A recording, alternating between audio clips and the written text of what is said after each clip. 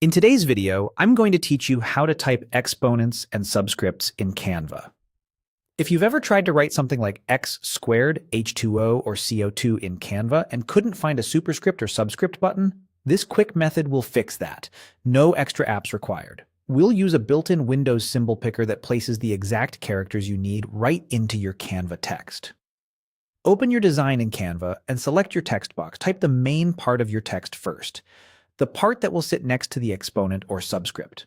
For example, type a capital X if you're writing x squared, or type CO if you plan to add the 2 as a subscript. Now click directly on the letter you want to modify, or place your text cursor immediately after it. This ensures the special character lands in precisely the right spot. On your keyboard, press the Windows logo key and the period key together. That opens the emoji and symbol panel.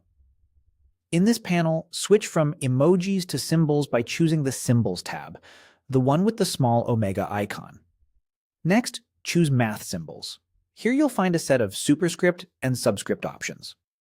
Click the exponent number you need, like 1, 2, or 3, and it will insert into your Canva text as a true superscript.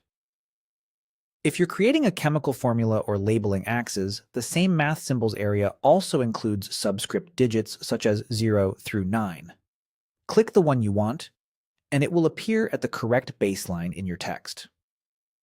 Once the character appears, you can keep typing to continue your equation, label, or formula. If the symbol looks a bit off, try switching to a widely supported font so Unicode superscripts and subscripts render cleanly. You can also adjust the overall font size or spacing of the text box to balance the line after inserting the smaller character. A few quick pointers to keep things smooth. Place the cursor first, then insert the symbol so you don't have to nudge characters later. If you don't immediately see the superscript you want, scroll within math symbols. Most common superscripts from 1 to 9 are available. And if a character doesn't appear, it usually means the current font doesn't support that glyph.